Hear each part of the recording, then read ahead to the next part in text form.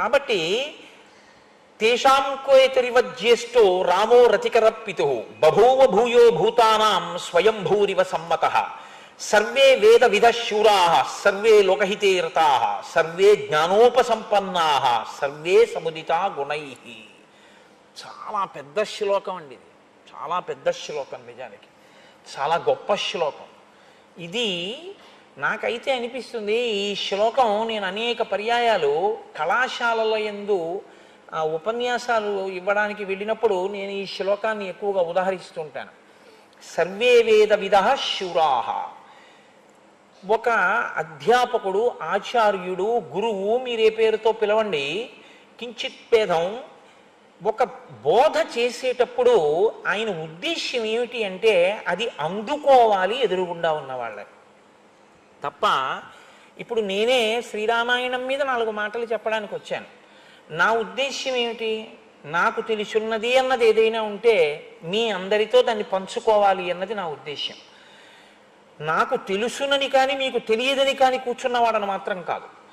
నేను మిమ్మల్ని అడ్డుపెట్టి చెప్పుకుని ధన్యుడినవుతాను అని. ఒక గురువు బోధ చేస్తే వాడు ఆవలించి కునుకుతున్నప్పుడు ముఖ్య విషయాలు చెప్దాం, వాడు వినకుండా మిగిలిన వాళ్ళు వింటారని చెప్పడం, అందరూ వినాలని చెప్తాడు. మరి అందరూ ఎందుకు సమాన స్థాయిలో అందుకోలేకపోతున్నారు? మీరు గమనించండి.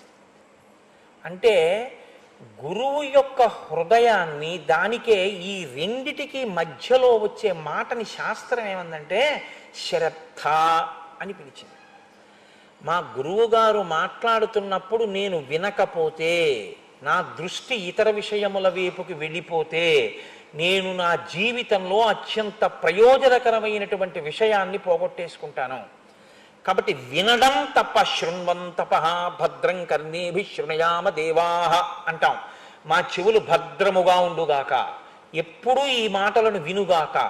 అలా వినడంలో మనసు వైక్లభ్యాన్ని పొందిందనుకోండి, ఇక్కడతో చాలు, ఇంకా ఆయన చెప్పితే మాత్రం మనకెందుకు అనిపించింది అనుకోండి, మీ స్థాయి శ్రద్ధ ఉన్నవాడి స్థాయిని పొందదు. గురువుగారి దగ్గర మీరు కూర్చుంటారేమో కానీ గురువుగారి హృదయాన్ని మాత్రం మీరు పుచ్చుకోలేరు.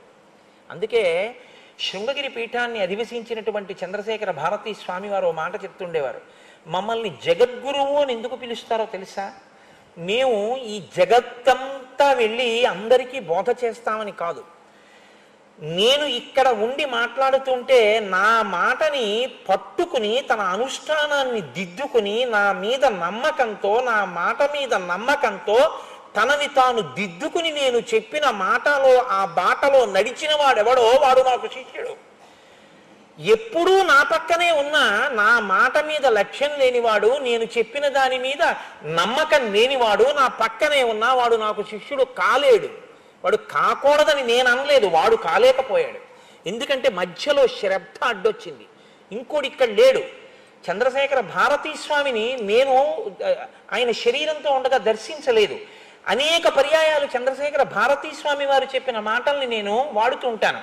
రామకృష్ణ పరమహంస మాటలు వాడతాను, శంకర భగవత్పాదుల మాటలు వాడతాను.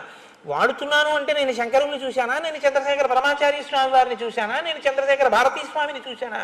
నేను చూడలేదు మాంసనేత్రంతో. చూడకపోయినా నాకు వారి మాట స్ఫురణలోకి వచ్చింది అంటే ఆ స్థాయిలో నాకు వారి మాట మీద ఒక గురి ఉంది, ఒక విశ్వాసం ఉంది. అందుకే పుస్తకంలో ఉన్నది విద్య కాదు, మీ గుండెలలోకి వచ్చింది అనుష్ఠానం. పుస్తకం, గురువుగారు చెప్పిన పుస్తకం ఇంట్లో పెట్టుకుంటే మీకు ఎంతవరకు పనికి వస్తుంది? పుస్తకం గభాలన గూట్లోంచి లేచి అడ్డంగా వచ్చి నువ్వు ఈ పని చెయ్యొద్దు అని మీకు అడ్డుపడలేదు. శ్రీరామాయణం పుస్తకాన్ని అక్కడ పెట్టి మీరు తాగిన ఎంగిలి కాఫీ కప్పు కూడా రామాయణం పక్కన పెడితే రామాయణం గభాలన ఎగిరి పక్కబల్ల మీదకి వెళ్ళదు, కానీ మీ సంస్కారం బయటికి వస్తుంది. ఎంగిలి కప్పు పెట్టవలసిన ప్రదేశానికి శ్రీరామాయణం పక్కన ఎంగిలి కాఫీ కప్పు ఉంచడానికి రెండిటికి మధ్యలో భేదం ఏమీ లేదు. అంత పవిత్రమైన వస్తువు అన్న భావన మీకుంటే అసలు మీ చెయ్యి ఎంగిలి కప్పు అక్కడ పెట్టడాన్ని అంగీకరించు. ఇంకొక మాట చెప్తాను, కాఫీ తాగిన చేత్తో రామాయణాన్ని మీరు ముట్టుకోలేరు, చేతులు కడుక్కుని రామాయణం ముట్టుకుంటారు. కారణం ఏంటంటే మీకు దాని మీద ఉన్న విశ్వాసం. నేను ఒకసారి ఒక ఆశ్చర్యకరమైన సందర్భం చూశాను. చంద్రశేఖర పరమాచార్య స్వామి వారి అనుగ్రహ భాషణాలు చదువుకుంటున్నాడు నా మిత్రుడు. నేను ఒకసారి వాళ్ళ ఇంటికి వెడితే మడి కట్టుకుని ఇలాంటి బల్ల మీద పెట్టి అతను చదువుకుంటున్నాడు దర్భాసనం వేసుకుని. నేను అనుకున్నాను ఏదో పారాయణ చేస్తున్నాడు అనుకున్నాను. అయిపోయిన తర్వాత అడిగా ఏం చదువుతున్నావో మిత్రమా అని. అంటే పరమాచార్య స్వామి వారి అనుగ్రహ భాషణాలు చదువుతున్నాను నేను. దానికి మడిబట్ట కట్టుకుని చదువుకుంటున్నాను ఏమి అన్నాను. అంటే ఆయన నాతో అన్న మాటకి నేను తెల్లబోయాను. పరమాచార్య స్వామి వారి అనుగ్రహ భాషణం నేను చదివితే పరమాచార్య స్వామి వారు నా ఎదురుగుండా వచ్చి కూర్చుని మాట్లాడినట్టే కదా కోటేశ్వరరావు గారు. అది నేను చదువుతుంటే అదేగా నా మనసులోకి ఎడుతోంది. పరమాచార్య వంటి మహాపురుషుల ముందు నేను కూర్చుని వింటే పైన చొక్కాతో బనీంతో కూర్చోనుగా. అందుకని విప్పేసి మడిబట్ట కట్టుకుని పరమాచార్యయే చెప్తున్నారు అని వింటున్నానండి, అలా చదువుతున్నానండి అన్నాడు. సా శ్రద్ధ కడితా సిద్ధి యయా వస్తూపలభ్యతే. వారికి లభిస్తాయి, గురు బోధ తలకెక్కుతుంది. సర్వే వేదవిద శూరాహ. ఎక్కడొచ్చింది ప్రజ్ఞ? వశిష్ఠుడి దగ్గర రామ లక్ష్మణ భరత శత్రుఘ్నులు నలుగురు విన్నారు. రాముడు నేర్చుకున్నంత లక్ష్మణుడికి రాలేదు, లక్ష్మణుడు నేర్చుకున్నంత భరతుడికి రాలేదు, భరతుడు నేర్చుకున్నంత శత్రుఘ్నుడికి రాలేదు అని మీరు చెప్పే అవకాశం రామాయణంలో ఉందా? లేదు. గురువుగారు ఏం చెప్పారో అది నలుగురికి సమానంగా వచ్చింది. అంటే ఇప్పుడు శ్రద్ధ నలుగురిది ఎటువంటిది? ఒక్కలాంటిది. ఇది ఎవరు అదృష్టం? తండ్రి అదృష్టం. ఎంత సంతోషపడిపోతాడు ఆ తండ్రి. ఏమి పిల్లల్ని కన్నావయ్యా దశరథ, ఏది చెప్తే అది నలుగురు పట్టుకుంటారు, నలుగురు అనుష్ఠిస్తారు. ఇంకా భేదం లేదు నలుగురి మధ్యలో, ఒక్కలా పట్టుకుంటారు. గురువుగారు చెప్పాక పరీక్ష రాస్తే నలుగురి ఆన్సర్ పేపర్ ఒక్కలా ఉంటుంది అన్నమాట. అంత బాగా అర్థం చేసుకున్నారంటే గురు హృదయాన్ని పట్టుకోగలిగినటువంటి శ్రద్ధ కలిగినటువంటి వారు. శ్రద్ధ ఉండడం ఒక ఎత్తు. సర్వే వేదవిద శూరాహ. గురువు దగ్గర విన్నారు వేదాలన్నింటినీ, బాగా తెలుసుకున్నారు. సర్వే లోక హితేరతాహ. లోకముల యొక్క హితమునందు కోరిక ఉన్నవాళ్ళు. ఇది చాలా చాలా అవసరం అండి. ఒకరికి గొప్ప అందం ఉంటుంది, అది ఎందుకు పనికొస్తుందంటే అమాయకుల్ని పాడు చేయడానికి పనికొస్తుంది. ఒకడికి విద్య ఉంటుంది, ఎందుకు పనికొస్తుందంటే అహంకరించడానికి పనికొస్తుంది. జ్ఞాన కలునిలోని శరదయువోలే అంటారు పోతన గారు. అది దేనికి పనికొస్తుందంటే ఆయన అహంకారం పొందడానికి పనికొచ్చింది ఆ విద్య. ఒకడికి ధనం ఉంటుంది, దేనికి పనికొచ్చింది అంటే దాచి దాచి దాచి తుదకు దొంగలకిత్తురో దొరలకవునో. లేకపోతే దాని మీద భ్రాంతి పెంచుకుని పెంచుకుని పెంచుకుని మార్కండేయ పురాణంలో చెప్పినట్టు అదే తలుచుకుంటూ శరీరం విడిచిపెట్టి ఎక్కడ ఏ భోషాణంలో పెట్టి డబ్బు బంగారం నగలు దాచాడో దాని మీద భ్రాంతి పోక చీకటిగా ఉన్న ఆ భోషాణం కిందకి ఎవరైనా వచ్చి తీసేస్తారేమోనని తన కొడుక్కి తన బిడ్డలకే దక్కాలన్న భ్రాంతితో దాని కింద విషం తోకలో పెట్టుకుని నోట్లో పెట్టుకుని పాము పిల్లో తేలో జెర్రు అయి కింద పడుకుని ఉంటాడు చీకట్లో చమాయింపులో. ఎందుకంటే ఎవరొస్తారో కరిచేద్దామని.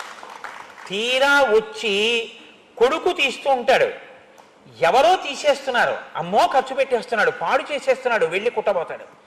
దేని పెట్టి కొడతాడు? చెప్పుచ్చు కొడతాడు. కొడితే చచ్చిపోతూ అనుకుంటాడు, ఇంత సంపాదించాను, ఇక్కడ కాపు కాశాను, చెప్పెట్టి కొట్టి చంపేస్తున్నాడు. తీరింది భ్రాంతి అంది మార్కండేయ పురాణం. దేని మీద పెట్టుకున్నావో అది నిన్ను ఉద్ధరించేది కాదు. సర్వే లోకహితే రతాహ. రాముడు లక్ష్మణుడు భరతుడు శత్రుఘ్నుడు నేర్చుకున్న విద్యలు వాళ్ళని పాడు చేసుకోవడానికి పనికి రాలేదు. మాకింత ధనుర్వేదం వచ్చు కదండి, అయిందానికి కాందానికి బాణాలు వేసేస్తాం అస్త్రాలు వేసేస్తాం అనలేదు. మాకింత విద్యొచ్చు కదండి మేము అహంకరిస్తాం అనలేదు. మేమింత అందగాళ్ళం కదా, పుంసాం మోహన రూపాయ పుణ్యశ్లోకాయ మంగళం. నా తండ్రి మగవాళ్ళు మోహించారు మా స్వామిని చూసి, రామచంద్ర ప్రభువుని. అయినా తనంత తాను విధించుకున్నటువంటి షరతు, నేను ఏకపత్ని వ్రతుణ్ణి. అన్ని చదువుకున్నాడు, ఆయనకి మాట్లాడడం చేత కాదా? రామో దీర్ణాభిభాషతే. అమ్మా నేను 2 మాటలు మాట్లాడను, ఒక మాట అన్నానా అది జరగవలసిందే, అందుకే తక్కువ మాట్లాడతాను, ఎక్కువ మాట్లాడ్డు రామచంద్రమూర్తి. ఇది క్రమశిక్షణ. ఈ క్రమశిక్షణ వల్ల ఎవరు దానివల్ల సుఖాన్ని పొందారు? లోకం సుఖాన్ని పొందింది. సర్వే లోకహితే రతాహ. ఇది పండినప్పుడు లోపల ఆ విద్య పనికి మాలింది కాలేదు. ఆ విద్య అడ్డు పెట్టుకుని సమాజాన్ని ఎలా పాడు చెయ్యొచ్చో నేర్చుకోలేదు. మీరు అందుకే చూడండి, మీకు ఒక మాట చెప్తాను, దీనికి పరాకాష్ట ఎక్కడుంటుందో తెలుసా అండి? భయము అని ఒక మాట ఉంటుంది. ఈ భయము అన్న కోణంలోంచి మీరు ఆ కళ్ళజోడు పెట్టుకుని చూడండి. అసలు మీకు ఈ ప్రపంచంలో దీని నుంచి దాటగలిగినటువంటి వాడు ఎవ్వరూ కనపడ్డాడు. భయము. సింహం ఉందనుకోండి భయమే, పెద్ద పులి ఉందనుకోండి భయమే, పాముకి భయమే, కుక్కకి భయమే, పిల్లికి భయమే, నాకు భయమే, మీకు భయమే, అందరికీ భయమే. ఎందుకు భయం? ఏమో ఎవరేం చేస్తారో భయం. ఏది కాకపోతే అమ్మో నేను చచ్చిపోతానేమో భయం. ఈ భయం నుంచి విడుదల పొందగలిగినటువంటి స్థితి కలిగిన ప్రాణి అంటూ ఉంటే లోకంలో ఒక్కటే ఉంది, ఒక్క మనుష్యుడే. మీరు ఆలోచించండి జాగ్రత్తగా. ఇప్పుడు నేను తొందరపడి దాని మీద పెద్ద వేదాంతం చెప్పక్కర్లేదు, మీరు బాగా ఆలోచించండి. తర్వాత ఒక పులి అలా ఏం భయపడినా అది ఆలోచించడానికి దానికి ఏం మేధస్సు లేదు. ఒక్క మనిషి మాత్రం ఈ భయం అన్న మాట ఏమిటి, అసలు పడిపోయేది ఏది, ఏది మృత్యువు, దీనికా మృత్యువు, నాకా మృత్యువు అని ఆలోచిస్తే ఇది మారుతోంది, మారుతున్నది పడిపోతుంది, మారుతోందని తెలుసుకుంటున్నది మారలేదు. బాల్యాదిశ్యపి జాగ్రత్తాదిషు తదా సర్వాస్వస్థాస్యపి వ్యావృత్తా స్వనువర్తమానమహివేత్యంత స్ఫురంతం సదా స్వాత్మానం ప్రకటీకరోతి భజతాం యో భద్రయా ముద్రయా తస్మై శ్రీ గురుమూర్తయే నమయిదం శ్రీ దక్షిణామూర్తయే అంటారు శంకర భగవత్పాదులు. మారిపోతున్నటువంటి శరీరాన్ని, మారుతున్న అవస్థల్ని మారకుండా చూస్తున్నది ఒకటి ఉంది. ఇది పడుకుంది, ఇది లేచింది, ఇది చేస్తోంది, ఇది చూస్తోంది. ఇది ఒకప్పుడు పటుత్వంగా ఉండేది, దీని జుట్టు ఇప్పుడు తెల్లబడిపోతోంది, దీని గడ్డం ఇప్పుడు తెల్లబడిపోతోంది, దీనికి ఇప్పుడు పన్ను ఊడిపోయింది. చూస్తున్నదోటి ఉంది, దానికి మాత్రం వృద్ధాప్యం లేదు, దానికి యవ్వనం లేదు, దానికి బాల్యం లేదు, కాబట్టి దానికి మరణం లేదు. అది నేను మారని దాన్ని అని తెలుసుకున్న నాడు ఈ శరీరం పడిపోవడం ఆఖరం, ఇక మళ్ళీ పుట్టడం అన్నది లేదు. చమత్కారంగా ఒక కవి అన్నాడు, ఈశ్వర నీకు నేను చేసే ఆఖరి నమస్కారం ఇది అన్నాడు. ఏమంటావేమో, గత జన్మలలో నమస్కారం చేయలేదు కాబట్టి ఇప్పుడు పుట్టాను, ఇప్పుడు చేశాను కాబట్టి పుట్టాను, కాబట్టి ఇదే ఆఖరి నమస్కారం.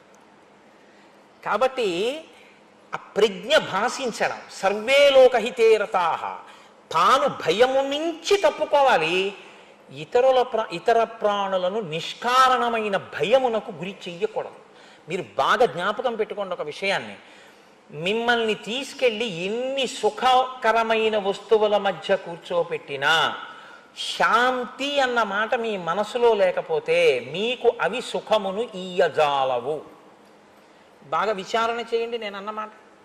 నన్ను తీసుకెళ్ళి ఏసీ హాల్లో కూర్చోపెట్టి హోమ్ థియేటర్ అయ్యా, ఎవరు లేరు, నీకు ఇష్టంగా నర్తనశాలలో పద్యాలు కాబట్టి అదిగో నీకు చూపిస్తున్నాను చూడు, అదిగో ఆ పద్యాలు విను ఒకసారి, నీకు మహాభారతం విరాట పర్వంలో పద్యాలంటే చాలా ఇష్టంగా చూడు, అదిగో ఆ ఘట్టం చూపిస్తున్నాం అన్నారనుకోండి, నా మనసులో ఏదో అశాంతికారకమైనటువంటి విషయం ఒకటి దొల్లుతోంది అనుకోండి.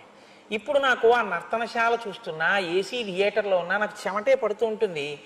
నేను మధ్య మధ్యలో ఇలా తలతిప్పేదో ఆలోచిస్తూ గోళ్ళు గిల్లుతుంటే నా మిత్రుడు అంటాడు, ఏం అలా ఉన్నావు, నర్తనశాలలో చూపిస్తున్నా చెమట పడుతోంది ఏంటి నీకు అంటే, కాంచనమయ వేదిక కనత్కేతనోజ్వల విభ్రమము వాడు కలశజుండు అని వినపడచ్చు. మనసేది ఇక్కడ లేదు శాంతి. ఇక్కడ శాంతి ఉంటే బాహ్యంలో మీరు ఎక్కడ ఉండండి మీరు సంతోషంగా ఉంటారు. సంతోషమునకు హేతువు మీలోని శాంతి. మీకు శాంతి సంతోషకారకమైనట్టే ఎవరి సంతోషానికి కారకమైనా వాళ్ళ మనసులో శాంతి. దాన్ని భగ్నం చెయ్యడం మీ హక్కు కాదు. ఇది సర్వే లోక హితేరతాః.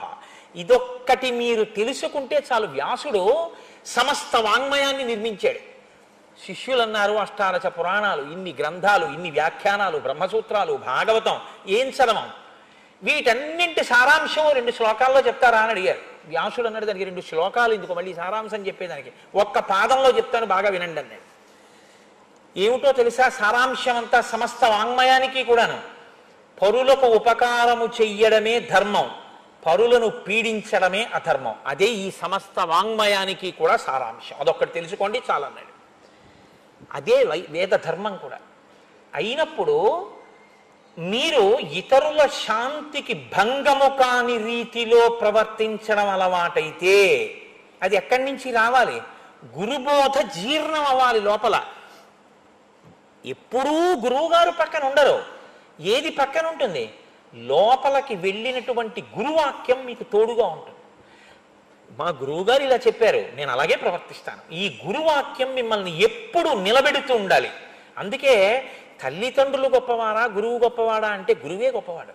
తల్లిదండ్రులు ఉపాధిని ఇచ్చారు, మళ్ళీ ఇంకో ఉపాధిలోకి వెళ్లకుండా చేయగలిగిన వాడు గురువు. కాబట్టి తల్లిదండ్రుల కన్నా గురువే గొప్పవాడు. ఆ గురువాక్యం ఇక్కడ ఉండాలి.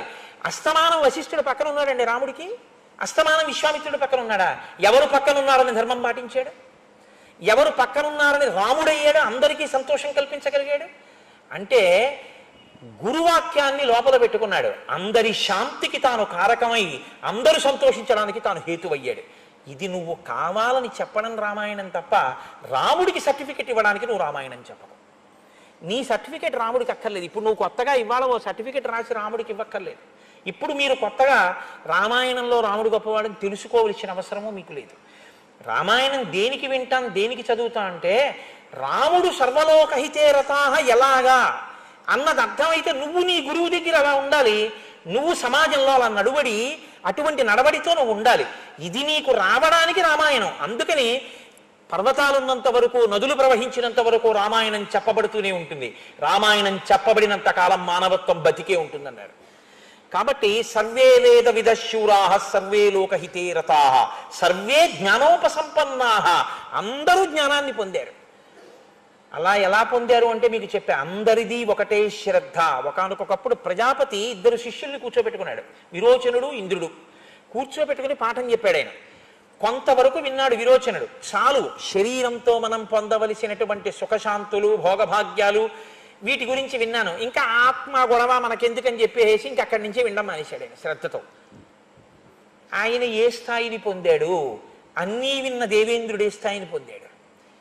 వాల్మీకి మహర్షి తన ఆశ్రమంలో లవకుశులకు సంగీత విద్య నేర్పినప్పుడు, పాఠం నేర్పినప్పుడు ఆత్రేయీని ఒక ఆడపిల్లకు కూడా నేర్పారు. ముగ్గురికి పాఠాలు నేర్పిన తర్వాత ఆయన పరీక్ష పెడితే ఆత్రేయికి ఏమీ రాలేదు, కొంతే వచ్చింది. లవకుశులిద్దరూ సర్వోత్కృష్టమైనటువంటి స్థితిని పొందారు. ఆత్రేయి లవకుశుల దగ్గరికి వచ్చి ఒక గొప్ప మాట, నాకు శ్రద్ధాలోపం జరిగింది. ఏ గురువు మీకు చెప్పారో ఆ గురువు వలన మీరు ఇంత స్థితికి వెళ్ళారు. నాకు ఆ గురువే చెప్పారు, నాకు ఇందులో ఏమీ రాలేదు, అంటే నాకు శ్రద్ధ లేదు. నాకు లేని శ్రద్ధకి నేను మళ్ళీ వెళ్ళి గురువు గారి యొక్క శ్వాసని క్షోభ పెట్టలేనుంది. గురువు మాట్లాడితే గురువు శ్వాస క్షోభించిందండి, ఘర్షణ పొందింది ఆయన శ్వాస.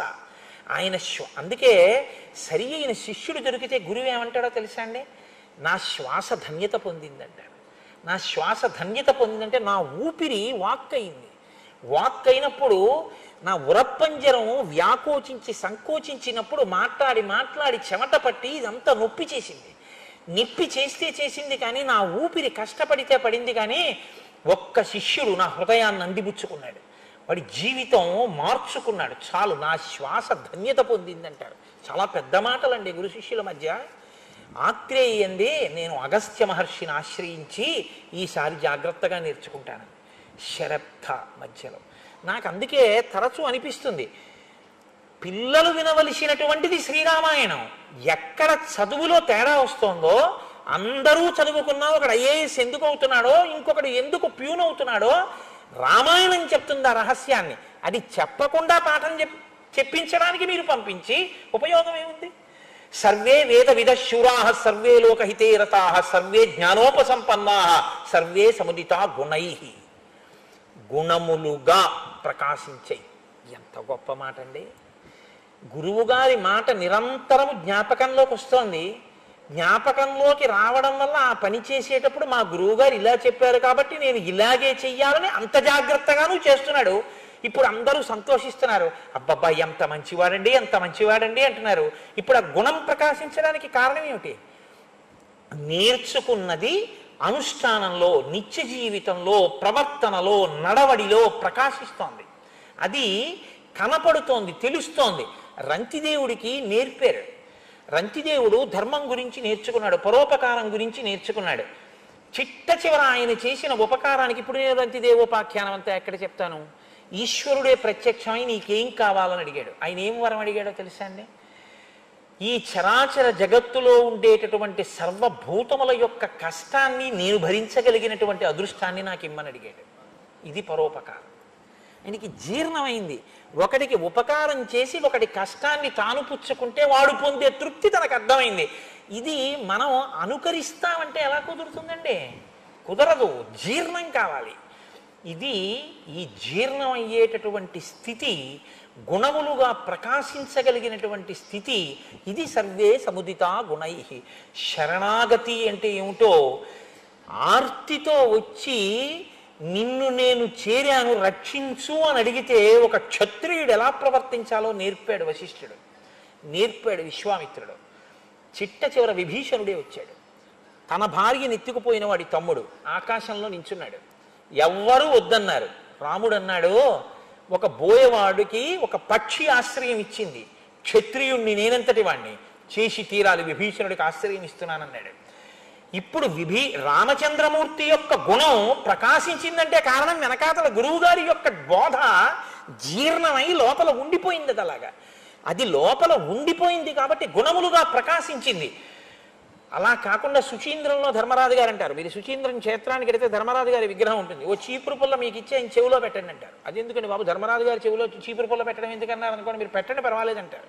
మీరు ఆ చీపురు పుల్ల ఇట్నుంచి పెడితే ఇట్నుంచి బయటకు వచ్చేస్తుంది. సుచీంద్రంలో ధర్మరాజు గారు అంటే ఆయన అంటారు, అంటే ఏమిటంటే ఆయన కూర్చుంటాడు, వింటూ ఉంటాడు, ఇందులో పొల్లు అక్కర్లేనిది ఉంది అని ఆయనకు అనిపించింది అనుకోండి, ఆయన ఏం చేస్తాడంటే శ్రీ విద్యే శివభామ భాగ నిలయే శ్రీరాజరాజార్చితే అని లోపల స్తోత్రం చేస్తుంటాడు, పైకి అంటుంటాడు. కాసేపు ఆగి చెప్తున్నవాడు ఏదో అడుగుతాడు, ఏమన్నారు అంటాడు. 2-3 మాటలు అయ్యాక ఆయనకు అర్థం, నేను పరధ్యానంగా ఉన్నాడు, వింటలేదని లేచి వెళ్ళిపోతాడు. మిగిలిన వారి మాటలన్నీ కూడా జంతువుల యొక్క, పక్షుల యొక్క కూతలు. గురువుగారి వాక్కు సింహ గర్జన అని వారు. ఎంత పెద్ద మాట చూడండి. పక్షులు బోల్డ్ అరుస్తుంటాయి, పట్టించుకుంటారేంటి మీరు? తెల్లవారు కట్ట మీ పని మీది. ఏవో జంతువులు అరుస్తున్నాయి, ఎట్లా కుక్క అరుస్తోంది అంటారు, మీ పని మీరు చేసుకుంటారు. అదే ఒక సింహం ఒక కొన మీద కూర్చుని ఒక్కసారి ఇలా కలయి తిరిగి చూసి ఒక పెద్ద గర్జన చేసింది అనుకోండి, ఇక మళ్ళీ ఎక్కడ జంతువు ఉండదు, అన్నీ పారిపోతాయి గుహల్లోకి. ఒక్కసారి గురువాక్యం కాని శ్రద్ధతో లోపలికి వెళ్ళింది అనుకోండి, కోట్ల కోట్ల జన్మల నుంచి లోపల తిష్టవేసినటువంటి సమస్తమైనటువంటి దురల్వాట్లు, పిచ్చి పిచ్చి ఆలోచనలు ఎగిరిపోతాయి. అంతే, గురువాక్యం తిరుగుతుంటుంది లోపల. అందుకే గురువాక్యం సింహ గర్జన అనేవారు భగవాన్ రమణులు. సర్వే వేద విదశూరాహ, వదిలిపెట్టేస్తాను ఆ శ్లోకం అక్కడతో. సర్వే లోకహితే రతాహ, సర్వే జ్ఞానోపసంపన్నాహ, సర్వే సముదితా గుణై. అలా మహానుభావులు పెరిగి పెద్దవాళ్ళు అవుతున్నారు. గజస్కంధే అశ్వపృష్టేచ రథచర్యాసు సమ్మత ధనుర్వేదే చ నిరత పితృ శుశ్రూషణే రత. వాళ్ళు ప్రత్యేకించి రామచంద్రమూర్తి గజస్కంధే, ఏనుగు యొక్క కుంభస్థలం మీద కూర్చుని యుద్ధం చెయ్యడంలో, అశ్వపుష్టేచ గుర్రం యొక్క వీపు మీద కూర్చుని యుద్ధం చేయడంలో ఆయన, అలాగే రథం మీద కూర్చుని యుద్ధం చేయడంలో, ధనుర్వేదంలో ఎంతటి ప్రజ్ఞని పొందినటువంటి వాడంటే పితృ శుశ్రూష చెయ్యడంలో, అంటే తండ్రి గారి యొక్క సేవ చెయ్యడంలో ఆయనే సాటి. అంతటి మహావీరుడుగా రూపుదిద్దుకున్నాడు. సర్వప్రియకరస్తస్య రామస్యాపి శరీరతః లక్ష్మణో లక్ష్మి సంపన్నో బహిప్రాణ ఇవాపరః. ఈ శ్లోకం గురించే నేను మీకు విజ్ఞాపన చేశాను. ఆ వశిష్ఠ మహర్షి పేరు పెట్టడానికి కారణం ఇది.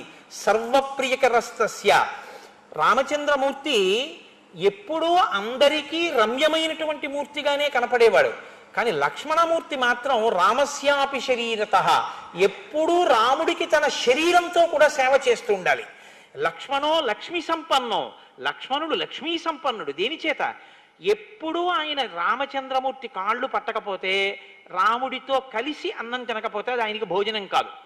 వెనకటికి ఒక కవి అంటుండేవారట, మా ఊళ్ళో చూడాలి పౌర్ణమి చంద్రుడని. వాళ్ళ ఊళ్ళో పౌర్ణమి చంద్రుడిని చూడండి. పౌర్ణమి చంద్రుడు ఎక్కడైనా పౌర్ణమి చంద్రుడు కాడా అంటే కాదు, మా ఊళ్ళో పౌర్ణమి చంద్రుడే పౌర్ణమి చంద్రుడు అనేవాడు. ఎందుకంటే తను చదువుకున్న ఊరు, తను చదువుకున్నటువంటి ఇల్లు, ఆ ఇంటి అరుగు మీద కూర్చుని పౌర్ణమి చంద్రుడిని చూస్తే ఆయనకి పౌర్ణమి చంద్రుడిని చూసినట్టు ఉండేది. చూడండి, కొంతమంది అంటుంటారు, మా ఆవిడ లేదు 2 రోజుల నుంచి అసలు అన్నం తిన్నట్టు లేదండి అంటారు. అన్నం తిన్నట్టు లేదేమిటి, తిన్నావుగా అంటే ఆవిడ పక్కన లేదు, అందుకని ఆయనకి భోజనంలా లేదనమాట, బలం ఇవ్వలేదు. అంటే ప్రీతి ఆవిడ మీద ఉంది, అందుకని ఆవిడ చేత్తో చారు అన్నం పెట్టినా ఆయనకి 5 బి కాంప్లెక్స్ ఇంజక్షన్లు చేయించుకున్నట్టు ఉంటుంది. అలా రామస్యాపి శరీరత, రాముడి పక్కన ఉండాలి లక్ష్మణుడు ఎప్పుడు. అంతగా సేవించాడు. ఏదో పక్కన కూర్చోవడం అంటే ఉతిన పక్కన కూర్చోవడం కాదు, ఆయనకి ఎప్పుడు సేవ చేస్తూ ఉండాలి. లక్ష్మణో లక్ష్మి సంపన్నో బహిప్రాణ ఇవాపరః. లోపల రాముడి ప్రాణం మనకి దర్శనీయం కాదు, కనపడదు. లోపల రాముడి ప్రాణాన్ని బయట చూడాలంటే లక్ష్మణుణ్ణి చూడాలన్నారు. ఇది చాలా పెద్ద మాట తెలుసా అండి. లోపలి ప్రాణం పోతే ఏమవుతుందండి? శివమునకు షీకి కొమ్ము పైకి లేస్తుంది కదా. లక్ష్మణుడు వెళ్ళిపోతే ఏమవ్వాలి అప్పుడు? రాముడు బయట ప్రాణం అయితే రాముడి యొక్క శరీరమే పడిపోవాలి కదా. ఆయన పెట్టిన పేరు వృధా కాకూడదుగా. వాల్మీకి మహర్షి చెప్పారంటే నువ్వు చెప్పింది సత్యమని చెప్పారుగా బ్రహ్మగారు. రామావతార పరిసమాప్తి చేయించవలసి వస్తే ఉత్తరాఖండలో మొదట లక్ష్మణుణ్ణి తీసుకెళ్ళిపోయారు. అందుకే లక్ష్మణుణ్ణి దూరంగా తీసుకెళ్ళిపోతే లక్ష్మణుడు రాముణ్ణి విడిచిపెట్టి ఉండలేక సరయూ ప్రవేశం చేసేస్తే రాముడు కూడా ఉండలేక అవతార పరిసమాప్తి చేసేశాడు సరయులోకి వెళ్ళి. అందుకని ఆయన లక్ష్మణో లక్ష్మి సంపన్నో బహిప్రాణ ఇవాపరః నచతేన వినా నిద్రాం లభతే పురుషోత్తమ మృష్ణమన్న ముపానీతం అశ్నాతి నచతం వినా. రాముడటువంటి వాడు. ఇది మీరు కొంచెం జాగ్రత్తగా చూడాలి. లోకంలో ప్రేమ అన్నది ఒకవైపు నుంచి ప్రవహిస్తే దానికి అర్థం ఉండదు. నిర్బంధ ప్రణయము అని నేను అన్నాను అనుకోండి, హాస్యాస్పదమైన మాట కింద ఉంటుంది అది. అంటే బలవంతంగా నేను మిమ్మల్ని ప్రేమించమని అడగడం. అదేమిటి? మీరు నన్ను ప్రేమించడం అన్నది మీరు చేయాలి, అంటే మీరు నాకు నమస్కారం చేయడం అన్నది మీరు చేయాలి. అంతేగాని మీరు నన్ను ప్రేమించండి అని నేను శాసించాను అనుకోండి, అది ప్రేమ ఎలా అవుతుందండి? వీడి ధూర్తతనం మండిపోను అని ఏదో చేయాలంతే. ఇప్పుడు నిర్బంధ ప్రణయం ఎటువంటిదో ఒకడే రెండో వాడిని ప్రేమించడం అటువంటిది. దానికి అర్థం ఏమి ఉండదు. ఇంకా యువతల వాడు తొలగతోస్తున్నా వాడు అలా వెంటబడి తిరుగుతుంటే కొంచెం లీకితనం కింద ఏమిటో పాపం ఆయన ప్రారంభం, ఆయన అలా తిరుగుతుంటాడు, ఆయన కసురుకుంటూ ఉంటాడని అనిపిస్తుంది. లక్ష్మణుడు రాముడి శరీరంతో సేవించకుండా ఉండలేడు, అంత ప్రేమ. మరి రాముడుట నచతేన వినా నిద్రాం, పక్కన లక్ష్మణుడు లేకపోతే రాముడికి నిద్ర పట్టదుట. ఇది ఒకటి బాగా గుర్తుపెట్టుకోండి. నిద్ర పట్టడం అన్న మాట మహర్షి వేశారంటే ఆయన అమాయకుడే వీలేదు. లోకంలో మీ అంత మీరు తెచ్చుకోలేనిది ప్రధానమైన వాటిల్లో నిద్రయే. ఎందుకో తెలుసా అండి? అన్నం తినాలంటే ఏదో నేను చేత్తో నోట్లో పెట్టుకుంటే ఏదో ఇష్టం ఉన్నా లేకపోయినా ఏదో మరి ఏం చేస్తాం, ప్రారంభం ఇదే దొరికింది ఇవ్వాలని చెప్పి ఇష్టం ఉన్నా లేకపోయినా తినేసి మంచినీళ్ళు తాగేస్తే కడుపు నిండుతుంది. నిద్రపోతాను 10 గంటల 10 నిమిషాలకు నేను నిద్రించుచున్నాను అని పడుకున్నాను అన్నమాట, పట్టద్దు. అది రావాలని ఏమిటి? మీరు పడుకోవడం కాదు, అది మిమ్మల్ని ఆవహించాలి కదా. పడుకోవడం అంటే మీరు ఏం చేస్తారండి? నిద్రపోవడం అంటే మిమ్మల్ని అది ఆవహించడానికి ప్రతిబంధకములు ఏవి ఉంటాయో ఆ ప్రతిబంధకములను తొలగించి ఏర్పాటు చేసుకుంటారు. దోమ కుడితే నిద్ర పట్టదు, దోమలు కుట్టకుండా ఆలౌట్ పెట్టుకుంటారు. గాలి లేకపోతే నిద్ర పట్టదు, ఏసీ వేసుకుంటారు. మెత్తగా ఉండకపోతే నిద్ర పట్టదు, పరుపు వేసుకుంటారు. ఆ తర్వాత చలేస్తే నిద్ర పట్టదు, ఓ దుప్పటి కప్పుకుంటారు. తలగడ వాసన వస్తే నిద్ర పట్టదు, గలీబ్ మార్చుకుంటారు. చెమటకంపు కొడితే నిద్ర పట్టదు, ఓ శుభ్రమైన చొక్కా వేసుకు పడుకుంటారు. నిద్ర రాలేదు మీకు, అప్పుడు ఇవన్నీ ఏమైనట్టు? పరుపు నిద్ర ఇవ్వలేదా అండి మీకు అని అడిగాను అనుకోండి. నేను ఇప్పుడు పరుపు నిద్ర ఇవ్వడం ఏమిటి అని అడగరా? నిద్ర ఎందుకు రాదు అంటే భౌతిక ఉపకరణముల వలన కాదు నిద్ర వచ్చేది, మనస్సు ప్రశాంతంగా ఉంటే నిద్ర వస్తుంది. మీరు బాగా గుర్తుపెట్టుకోండి. అన్నీ ఉన్నా ఏదో మనస్సు అశాంతిగా ఉండి ఎలా ఉన్నారో ఏమిటో అది ఇది బెంగగా ఉందనుకోండి, రాత్రి 10 గంటలకి ఆర్ఏసీ ఏదో వెయిటింగ్ లిస్ట్ నెంబర్ 1 ఖచ్చితంగా కన్ఫర్మ్ అయిపోతుందండి అన్నారు.